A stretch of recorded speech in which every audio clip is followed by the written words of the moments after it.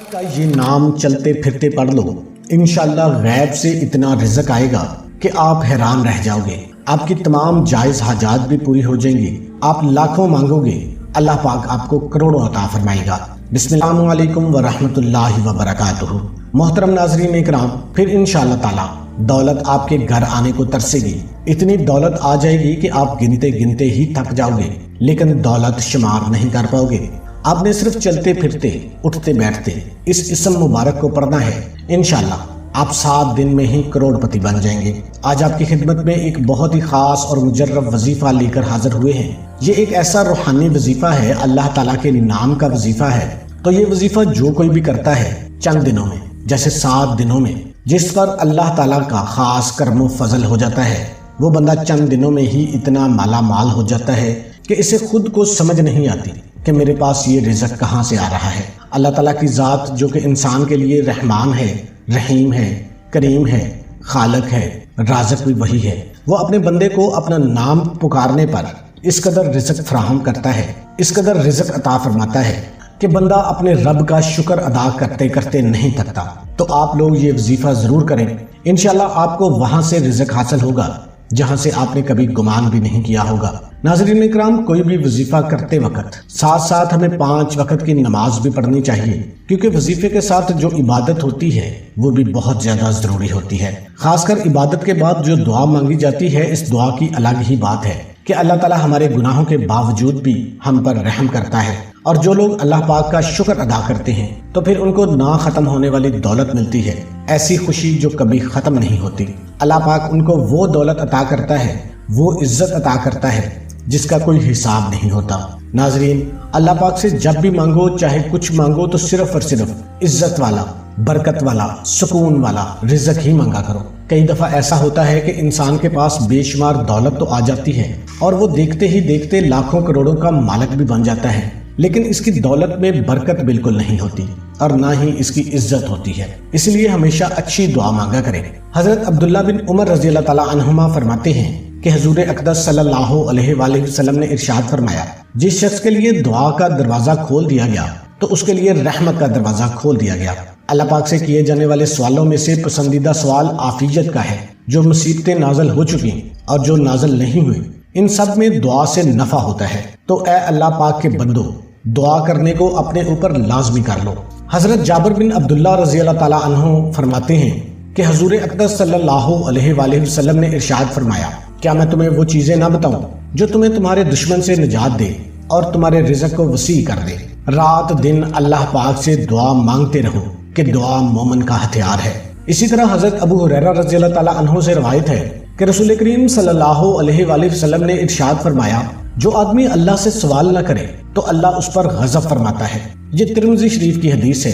تو معزز ناظرین کرام، اکثر بندے کہتے ہیں کہ ہم دعا تو بہت کرتے ہیں لیکن ہماری دعائیں قبول ہی نہیں ہوتی۔ ہمیں یہ معلوم کرنے کی کوشش کرنی چاہیے کہ وہ کون کون سے اسباب اور وسائل ہیں جن کو اختیار کرنے سے دعا کی قبولیت کے امکان بڑھ جاتے ہیں۔ کتاب و سنت میں ان اسباب کے بارے میں بتایا گیا ہے، لیکن سب سے بڑا سبب ہے رزق حلال کا اہتمام کرنا۔ کوئی شخص جس قدر حلال اور طیب غذا اپنے جسم کے اندر اتارے گا، اس قدر زیادہ مستجاب الدعوات ہوگا، جبکہ حرام خور شخص طویل سفر کی صعوبتیں برداشت کرنے کے بعد بیت اللہ شریف میں پہنچ کر اور حج اور عمرہ کرنے کے بعد بھی دونوں ہاتھ بلند کر کے بلند آواز سے رب تعالیٰ کو پکارے تو بھی اس کی غذا اور لباس حرام ذرائع سے حاصل ہونے کے باعث اس کی دعا قبول نہیں کی جاتی۔ ایک مرتبہ سیدنا سعد بن ابی وقاص رضی اللہ تعالیٰ عنہ نے نبی کریم صلی اللہ علیہ وآلہ وسلم سے عرض کیا، اللہ کے رسول، میں مستجاب الدعوات کیسے بن سکتا ہوں؟ میری دعائیں کیسے قبول ہو سکتی ہیں؟ آپ صلی اللہ علیہ وآلہ وسلم نے فرمایا، اپنا کھانا پینا مشتبہات سے پاک رکھو، یعنی شک و شبہ سے پاک رکھو تو مستجاب الدعوات بن جاؤ گے۔ ناظرین اکرام، صرف حلال رزق کھاؤ، نماز پڑھو اور اللہ تعالیٰ سے ہی مانگو، دن رات صبح شام، غرض ہر وقت مانگو، ہتھیلیاں پھیلا کر مانگو، جھولیاں پھیلا کر مانگو۔ لیکن جو شخص انتہائی عاجزی اور انکساری کے ساتھ جب سب سو رہے ہوں، اس وقت اللہ کی بارگاہ میں وہ سجدہ ریز ہو اور اللہ تعالیٰ سے مانگتا ہو، تو پھر اللہ تعالیٰ بھی اس پر اپنی رحمتوں کے دروازے کھول دیتا ہے اور نیکی کے دروازے اس کے لیے کھول دیتا ہے اور اسے اس قدر رزق عطا فرماتا ہے کہ وہ بندہ خود حیران ہو جاتا ہے کہ اتنا رزق، اتنی فضیلتیں، اتنی برکتیں، اتنی وسعتیں आखिर कहाँ से होंगे। अक्सर अफराद परेशान रहते हैं, उनके बाल बाल कर्जों में जकड़े हुए हैं, परेशानियों में जकड़े हुए हैं। अब तो कर्जे भी इस कदर हैं कि बढ़ते ही जा रहे हैं। कर्जे तो ऊपर जा रहे हैं लेकिन रिज़्क आ ही नहीं रहा। अगर कोई सा भी कारोबार शुरू करते हैं तो वो कारोबार चल ही नहीं पाता, मुसलसल नुकसान होता है। उन्हें दौलत चाहिए, रिज़्क चाहिए, लेकिन वो नहीं मिल रहा।